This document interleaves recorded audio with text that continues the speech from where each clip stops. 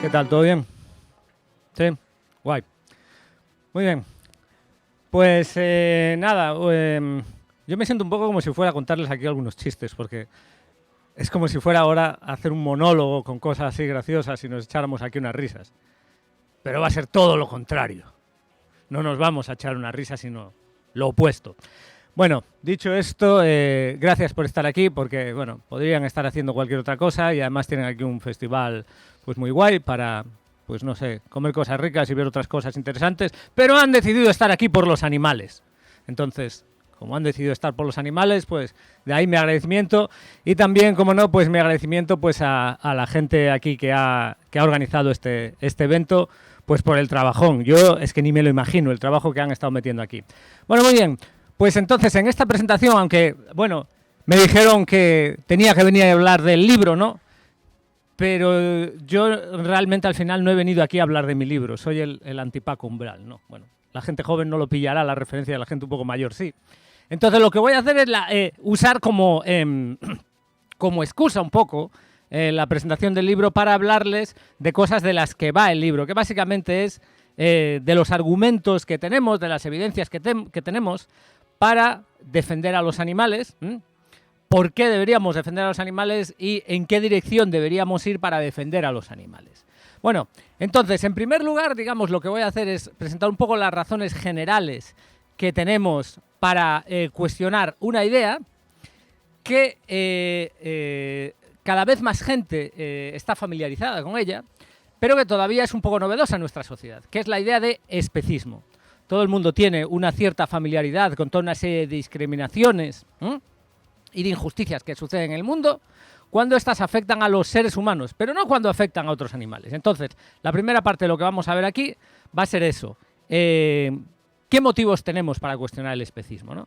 Y entonces, en primer lugar, una manera de verlo pues puede ser mediante lo que se llama un experimento mental. ¿Qué pasaría si puntos suspensivos, ¿no? Entonces, imaginémonos, ¿no?, que no supiésemos si en el mundo fuésemos a nacer como seres humanos o como animales de cualquier otra especie. ¿Qué clase de mundo querríamos? Imaginemos que tenemos dos opciones. Una es el mundo en el que vivimos y otro es un mundo en el cual las cosas pues les están dadas la vuelta. Y resulta que en este otro mundo la gente no discrimina a los animales, la gente respeta plenamente a los animales. ¿Qué clase de mundo preferiríamos? Bueno, pues seguramente un mundo como el segundo, porque la probabilidad de que en un escenario así naciésemos como animales de otras especies sería muy grande y no querríamos que nos hicieran las cosas que hoy en día hacemos sistemáticamente a los animales. Entonces esto ya nos lleva a pensar que realmente no puede ser muy justo cómo actuamos hoy en día hacia los animales. Además, hay otra cuestión. Cuando defendemos que solo los seres humanos merecen pleno respeto, un poco lo que estamos haciendo es una cosa como la que se puede ver aquí. Decimos, no, solo vamos a respetar a quienes entren dentro de ese círculo. Y para entrar dentro de ese círculo, pues no sé, hay que cumplir ciertas condiciones. Por ejemplo, tener una determinada inteligencia, ¿no? O quizás otras condiciones semejantes, ¿no? Claro, ¿qué es lo que sucede? Lo que sucede es que en realidad eso no funciona así, porque quienes no cumplen esas condiciones no van a ser solamente los animales no humanos, sino que si establecemos una discriminación así, decimos solo vamos a respetar a quienes tengan un cierto grado de inteligencia, lo que vamos a hacer es ya dar paso a una discriminación dentro de los seres humanos, porque no todos los seres humanos tenemos el mismo grado, el mismo tipo de inteligencia, ¿no? Entonces, lo que esto nos muestra es que realmente si quisiéramos dar pleno respeto ya no solo a los animales de otras especies, sino también a los seres humanos, no deberíamos aceptar esta forma de discriminación. Deberíamos aceptar que deberíamos dar respeto a el conjunto de los seres que pueden ser afectados positiva o negativamente por lo que les hacemos. Y estos son los que se conocen como seres sintientes, los seres que pueden tener experiencias de lo que les pasa. Y Esto que he dicho con respecto a la inteligencia funcionaría con cualquier otra cosa. A veces hay quien dice, no, es porque solamente podemos hablar o es porque solamente los seres humanos tenemos pues unas relaciones especiales con otros seres humanos. Bueno, siempre va a haber seres humanos excluidos. Y en cualquier caso, esto deja de lado, como ya dije, que lo relevante es eso, es la capacidad de poder experimentar lo que nos pasa. Y esto también, de nuevo, lo podemos ver de otras maneras. Imaginemos que en el futuro fuéramos a perder irreversiblemente nuestra inteligencia, yo qué sé, por alguna clase de enfermedad o algo así. ¿Querríamos que se nos respetase? Claro que querríamos que se nos siguiese respetando, porque seguiríamos siendo capaces de sentir, de sufrir y de disfrutar. Y esto no es algo que suceda por arte de magia. Si tenemos esta capacidad, no es porque tengamos algo místico, sino que simplemente lo que sucede es que dentro de nuestros organismos hay unas ciertas estructuras físicas, que cumplen ciertas funciones. Esa estructura fundamental que hace que podamos tener experiencias de lo que nos pase, pues es nuestro sistema nervioso y en concreto el hecho de que nuestro sistema nervioso está centralizado y procesa información que le llega a través de los nervios, ¿no?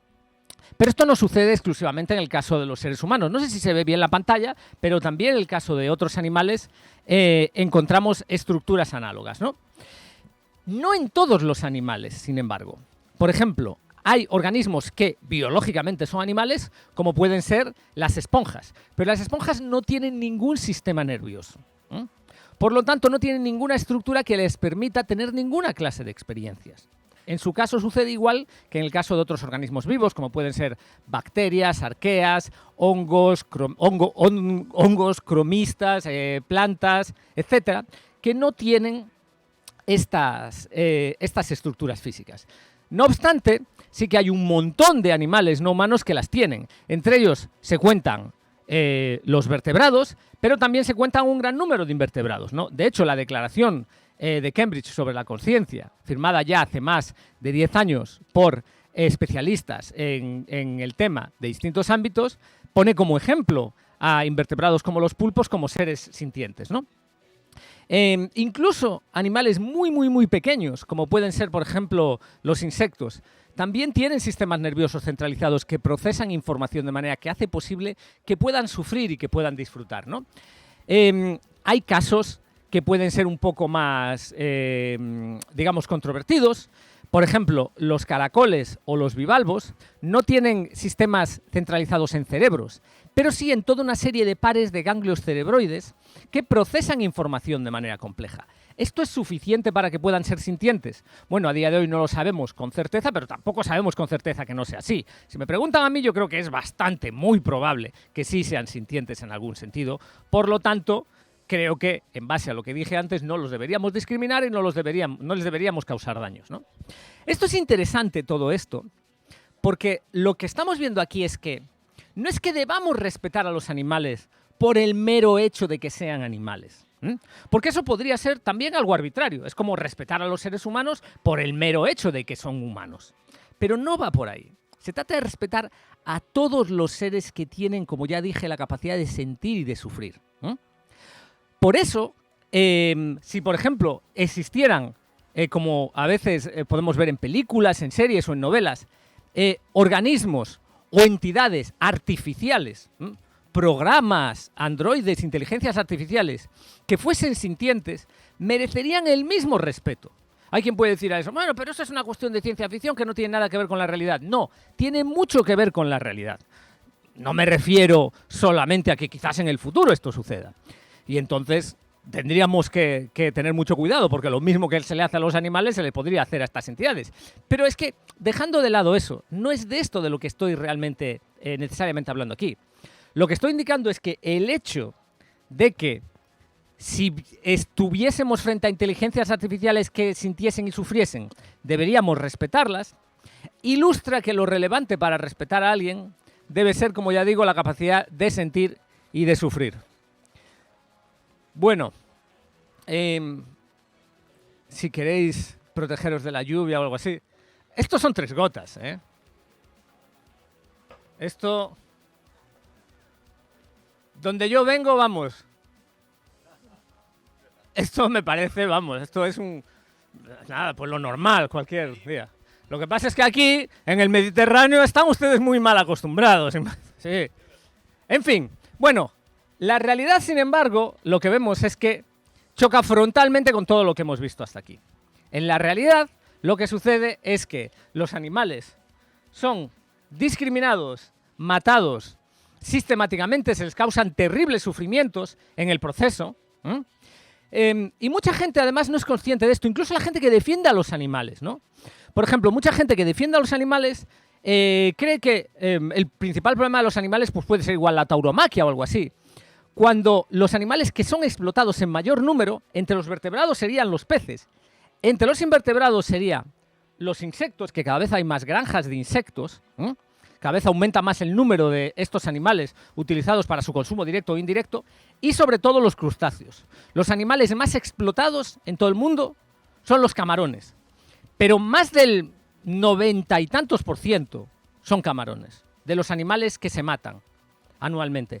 Pensemos que el número total de animales matados en mataderos, aves y mamíferos, está en torno a quizá 80.000, 90.000 millones. El número de peces pescados por la pesca deportiva no está muy lejos, pueden ser 40.000, 50.000 millones quizás. Peces matados en granjas de peces estarían en torno a 100.000, 200.000 millones. Peces pescados anualmente, 2 billones. Crustáceos matados anualmente, unas estimaciones recientes son de en torno a 25 billones. O sea, son la gran mayoría de los animales explotados y sin embargo no se les presta casi ninguna atención. Bien, ante esto, la cuestión que podríamos plantear es, bueno, claramente estamos ante algo que es de lo más grave, quizás lo más grave que sucede en nuestro mundo. Y mira que en nuestro mundo suceden cosas gravísimas, ¿no? Entonces puede ser que esto sea lo más grave, ¿no? No voy a decir es lo más grave, pero digo, como hay que tener normalmente modestia epistémica, que igual crees algo y resulta que estás equivocado, como mínimo es de las cosas más graves. Y ante eso hay una solución, que es no dañar a los animales. Y precisamente de eso es lo que va el veganismo. El veganismo no es comer ciertas cosas. El veganismo es intentar no dañar a los animales. Y claro, puede parecer que esta es una idea que choca contra lo que la mayoría de la gente cree. Aunque esto ha avanzado a una velocidad que ni os imagináis. Yo me acuerdo allí, cuando a mediados de los 90 decíamos frases como «hay una nueva vegana en Valencia». Estas frases se han pronunciado, yo las he oído. En fin, pero es que además no es solo que esto haya aumentado mucho, sino que las razones para defender esto son razones que todo el mundo aceptaría si no fuese porque tienen una cierta disonancia cognitiva que les lleva a querer negar lo que realmente dentro de sí piensan. Y esto lo podemos ver con este experimento mental, con este botón. Imaginaos, ¿no?, que a lo largo del sitio donde viváis hubiera un montón de botones rojos que cada vez que los pulsáis satisfacéis alguna necesidad que tenéis, ¿no? Si no pulsáis el botón rojo durante varios días, os morís, por ejemplo, ¿no? Y si pulsáis el botón rojo, resulta que además os da una sensación muy agradable. Lo pulsáis y decís, ¡ay, qué bien, qué gusto me da!, ¿no? Durante 15 minutos, ¡ay, qué agradable! Pero cada vez que pulsáis el botón rojo, hacéis que muera y que sufra terriblemente un animal, o varios animales, ¿no? Y resulta que hay otros botones azules que podéis presionarlos, y también satisfacen esa necesidad que tenéis, también es agradable la sensación, pero no se hace daño a ningún animal. Tú le preguntas esto a la mayoría de la gente y todo el mundo dice, no, pues habría que dar al botón ese azul, no al botón rojo. Pues ¿qué pasa entonces en el mundo? No, bueno, ya están los radicales de los botones rojos, no, toda la vida de los botones azules, perdón. Nos quieren imponer el botón azul, toda la vida hemos dado al botón rojo, ¿no? Los puestos de trabajo que se perderán con el botón rojo. Es que tú si pulsas el botón azul también va a sufrir el animal porque cuando se construyó el botón azul, etcétera, etcétera, ¿no? Pero bueno, digamos que esto nos muestra que esta idea que estamos defendiendo aquí pues tampoco es tan loca, es bastante aceptable, ¿no? Lo que sucede con esto también es que la gente, cuando daña a los animales, digamos que, claro, tú puedes pensar, bueno, lo hacen comprando ciertos productos, consumiendo ciertos productos y pagan el precio de esos productos. Pero en realidad no es cierto, no pagan el precio de esos productos. Quienes pagan el precio de esos productos realmente son los animales. Si tuviéramos que pagar el precio de esos productos, podríamos entender todo esto mucho mejor. Por ejemplo, imaginemos, aquí hay unos trozos, pues eso, de partes de un cuerpo de un pollo que fritas, ¿no? Pollo frito, que llama la gente, ¿no? Imaginemos que una persona se come una ración de esto, ¿no? Y que como consecuencia de eso ha estado disfrutando, ¿no?, un alimento durante 10 minutos, ¿no? El precio real que tiene ese placer es todo el sufrimiento y la muerte de ese pollo para eso. No solo eso, no es que tengamos que poner por una parte el daño para el pollo y por otra parte el beneficio del disfrute de esa degustación, sino que el beneficio, como mucho, sería la diferencia que hay entre el disfrute de comer eso y el disfrute de comer una cosa vegana, asumiendo que el disfrute de comer la cosa vegana fuese inferior, claro está. De forma que, en definitiva, sí tenemos grandes razones, muy fuertes razones, para no dañar a los animales. Esa sería una parte de la cuestión, pero luego tenemos otra parte de la cuestión, que es no solo no dañar a los animales, sino hacer cosas a favor de los animales, ¿no? ¿Cómo podemos hacer cosas a favor de los animales? Bueno, podemos implicarnos en su defensa, ¿no? Pero de todas maneras, un ejemplo que voy a plantear aquí va a ser más concreto. Como hemos hablado ahora de los animales explotados, voy a plantear una cuestión que muchas veces no es presentada cuando se habla de la defensa de los animales, y creo que es importante también tenerla en cuenta, que es qué es lo que pasa con los demás animales, los que no son explotados, ¿no? Pues resulta que a lo largo de todo el mundo existen múltiples iniciativas, como se puede ver aquí, de animales que son ayudados, por ejemplo, animales rescatados, animales que reciben atención médica, no solo animales que viven ahí fuera en la naturaleza, sino animales, por ejemplo, en entornos urbanos. Aquí, por ejemplo, tenéis una foto, bueno, la anterior era una paloma. Tenemos aquí la siguiente, esto es un wombat, que está en una madriguera artificial que le han construido, ¿no? Porque muchas veces, pues por causas como pueden ser eventos climáticos extremos, que ahora con el cambio climático van a ser cada vez más comunes, pues se ven desprotegidos, ¿no? Y no solo eso, sino que además existen otras maneras en las que estos animales muchas veces sufren y no nos damos cuenta porque solo nos fijamos en lo que les pasa a los seres humanos. Por ejemplo, para considerar esto que os acabo de comentar, ¿no?, de eventos climáticos hostiles. No sé si visteis igual las noticias, pues los más recientes, ¿no? Digamos, el más masivo que ha habido, que ha sido lo que ha sucedido en Libia. Y dicen, ha habido quizás 20.000 víctimas. O sea, pues digamos que el evento climático extremo que quizás ha matado a más seres humanos en lo que se conoce reciente, ¿no? Pero ¿quién habla de los animales no humanos? No habla nadie de ellos, ¿no? O cuando se habla, por ejemplo, de las enfermedades que padecen los seres humanos y las enfermedades que padecen los animales no humanos, no, es que resulta que tenemos pandemias porque por contacto con los animales nos han transmitido esa enfermedad. Claro, pero es que antes los animales tenían esas enfermedades, ¿no?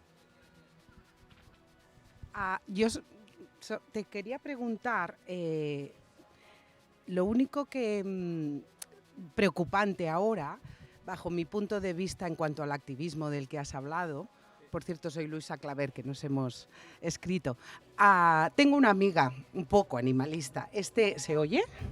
Este verano ha ido a las Islas Feroe, ¿de acuerdo?, de turismo. Unas islas que son conocidas por su atrocidad con lo que hacen con las ballenas. Bueno, es atroz el modo de vida de esta gente. No sé si habéis visto vídeos de todas sus playas llenas de sangre, con las matanzas de ballenas. Son famosas por eso, ¿de acuerdo? Digamos que cuando yo le afeo la conducta de por qué has ido a este sitio, ella dice, bueno, es que es su modo de vida, no tienen otro más que utilizar a estos animales y masacrarlos, creo que es una vez al año o dos. Ahí no se puede plantar nada, no pueden comer nada. Claro, yo le digo, bueno, pues que vayan a otro sitio a vivir. No, pero es que es gente que vive ahí. A ver, lo único que te pido, ya sé que esto es ¿qué argumentos puedo tener para este especismo tan horroroso que me parece a mí? Bueno, muchas gracias. Bueno, brevemente, yo lo que respondería sería, en primer lugar, en todas partes se puede vivir de manera vegana. O sea, en las Islas Feroe sí que se pueden plantar cosas, igual aunque el suelo no sea aquí, pero en cualquier caso, incluso si te vas al Ártico, dicen, no, es que la gente de los pueblos inuit y demás, no, viven en Groenlandia. Mirad en Google Maps si queréis, bueno, estoy haciendo difusión de una marca desigual, googleáis ahí, vais a ver que hay supermercados, porque tienen el Google Street View, hay supermercados, pizzerías, en todas partes a día de hoy ya se puede comer de manera vegana y entonces en todas partes es posible vivir de otro modo. En cualquier caso también hay una cuestión aquí, que es que hay ciertas formas de explotar a los animales que son especialmente visibles, como por ejemplo las matanzas de ballenas, o como por ejemplo la tauromaquia. O sea, el mismo argumento que tú das en el norte de Europa lo puedes oír con respecto a gente que se va de vacaciones al Mediterráneo, ¿no? Pero lo más fundamental es que en todas partes se explota a los animales, porque aunque no sea tan visible, la explotación de los animales que está ahí oculta a la vista de la gente en granjas mataderos de todo tipo y fundamentalmente mediante la pesca, causa una cantidad de sufrimiento y de muerte mucho mayor que la que causa las formas, digamos, más visibles de explotación de los animales. Entonces, yo creo que esto es importante para no perderlo de vista y para no pensar que el problema fundamental está en las formas esas de explotación tan visibles, ¿no? Lo otro es igualmente malo, ¿no? Y luego, por último, esto ya sería un argumento diferente, ¿no? Ya para tratar otra cuestión que viene a cuento con respecto a lo que dices, es que en nuestra sociedad hay un montón de gente que no ha ido a hablar jamás de estos argumentos, ¿no? Y hay un montón de gente que cuando le presentamos esto está dispuesta a escuchar y a cambiar. Y el ejemplo de eso somos todas las personas que estamos aquí. Si hemos cambiado, también hay un montón de gente ahí que puede cambiar. Ahora, hay otra gente que no va a cambiar. Pues entonces, si tú dices, no, es que le he explicado todo esto 1000 veces a esta persona y no ha cambiado, ¿qué es lo que tengo que hacer? Pues dejar de intentar explicárselo a otra persona y pasar a explicárselo a otras personas. Eso sería lo que yo respondería. Gracias. Resulta que hay, bueno, en ética hay diferentes formas, ¿no?, de defender que tenemos que actuar de una manera u otra, ¿no? Y entonces una de ellas es el igualitarismo. Y el igualitarismo lo que dice es que hay distintas versiones del igualitarismo, pero no puedo entrar al detalle que querría. Si estuviéramos, ¿sabes?, en una clase de filosofía te respondería de otra manera, pero aquí te voy a dar una respuesta un poco más general. Entonces, el igualitarismo, que además es una teoría que a mí me parece bastante interesante, lo que dice es que tenemos que fijarnos, sobre todo en quienes están peor, a la hora de saber a quién dar ayuda. Entonces, imagínate que podemos beneficiar a alguien que ya está bien mucho o beneficiar a alguien que está muy mal muy poco. Pues tenemos que hacer lo segundo, porque aunque el beneficio sea menor, como está en una peor situación, le deberíamos dar ayuda. ¿De acuerdo? Esto es lo que dice el igualitarismo. Entonces, en ese sentido, yo lo que creo es que en el ámbito de la defensa de los animales, si tú eres igualitarista, tienes razones extras para defender a los animales. ¿Por qué?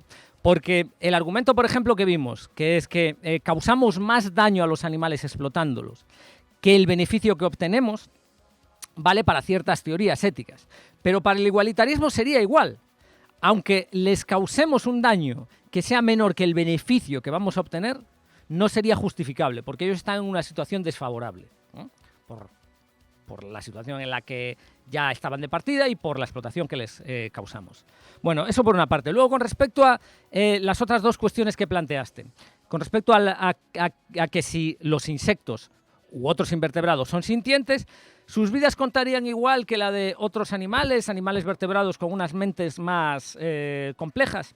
Bueno, pues aquí hay gente que dice que, claro, en la medida en que una vida sintiente importe, tiene que importar lo mismo, y entonces esta gente podría concluir que sí. Y otra gente concluye que no. Dice, no todas las vidas importan igual, porque aunque sean sintientes, si tú, por ejemplo, tu esperanza de vida va a ser mayor, pues tu vida igual puede contar más. Si tú vas a tener toda una serie de experiencias, pues tu vida puede contar más, etcétera, etcétera, ¿no? Entonces, lo que es relevante aquí es que no tenemos que tomar partido necesariamente por la primera postura, ni por la segunda, para defender que no se dañe a los animales, incluidos a los invertebrados con mentes más simples. Incluso quien crea que un invertebrado con una mente muy simple, a la hora de tener que decidir si salvamos la vida de ese invertebrado o salvamos la vida de un vertebrado, tenemos que salvar la vida de un vertebrado, continúa teniendo razones para no matar a ese invertebrado y para no causarle sufrimiento. Bien, con respecto a la última cuestión que planteas, que está relacionada con esto, ¿no? Lo de nuestro modo de vida. Entonces tú dices, pero entonces igual es mejor comer animales que estuvieron, como las vacas, que estuvieron pastando por ahí fuera, porque si comemos, en cambio, productos veganos, en la agricultura vegana estamos dañando animales, ¿no? Bueno, en toda agricultura vamos a dañar animales, eso seguro, incluida también la agricultura vegana. Entonces, es importante aprender más, investigar más sobre cómo podemos prevenir y evitar eso en la medida de lo posible, ¿no? Y cada vez podemos hacer más avance ahí. Ahora bien, lo que sucede, como tú sabes, es que la gran parte, sobre todo la mayoría de los cultivos de soja y también de otros productos, pero sobre todo de soja, no tiene como objetivo fabricar leche de soja y tofu, tiene como objetivo fabricar comida para los animales que son explotados. De manera que, incluso si fuese cierto, que, bueno, habría otras cosas a considerar ahí, porque con el pastoreo también se matan invertebrados y demás, pero incluso si fuese cierto que comiendo una vaca tú vas a tener un impacto menor, el asunto es que tú estás planteando la hipótesis, o sea, como defensor del diablo, eso ya lo asumimos, que no, tú no estás defendiendo eso. Tú estás planteando la hipótesis únicamente en el caso de que la gente comiese vacas que están por ahí, por el medio del monte, ¿no? Comiendo estos productos, ¿no? Bueno, así como aquí en Cataluña lo que se explota fundamentalmente son cerdos, donde vivo yo lo que se explota fundamentalmente son animales acuáticos y vacas. Hay granjas de vacas en todas partes. No macrogranjas de vacas. Un montón de familias tienen vacas en sus casas. Pueden tener 10 vacas y todas están encerradas, no salen a pastar.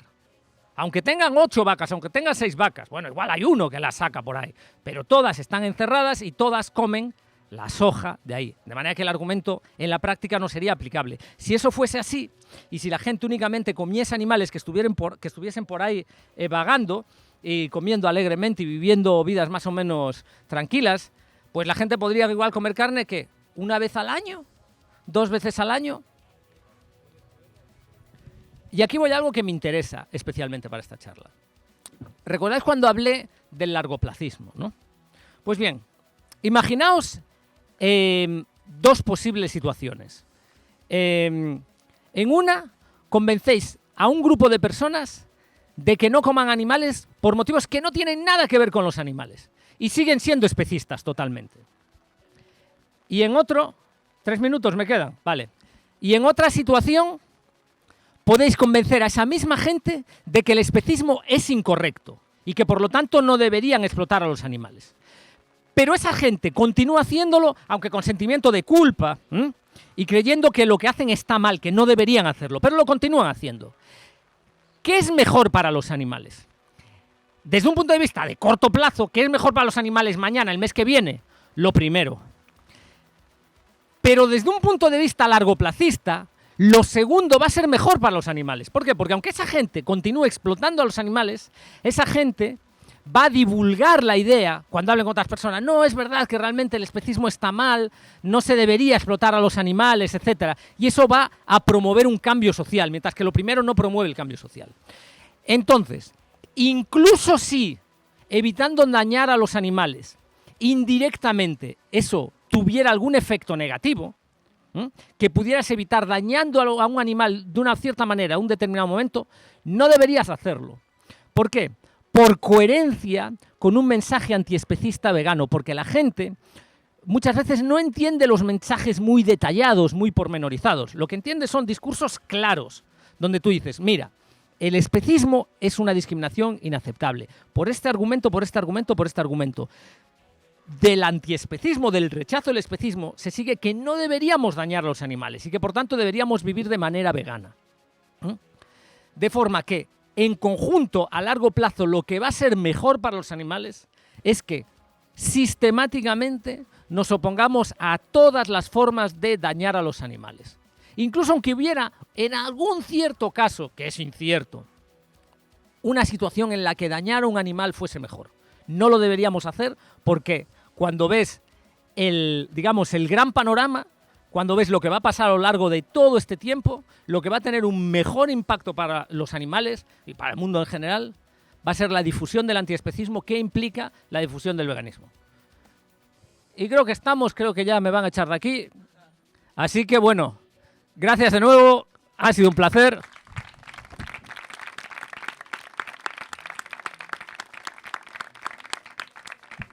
Cualquier cosa nos estamos viendo por aquí.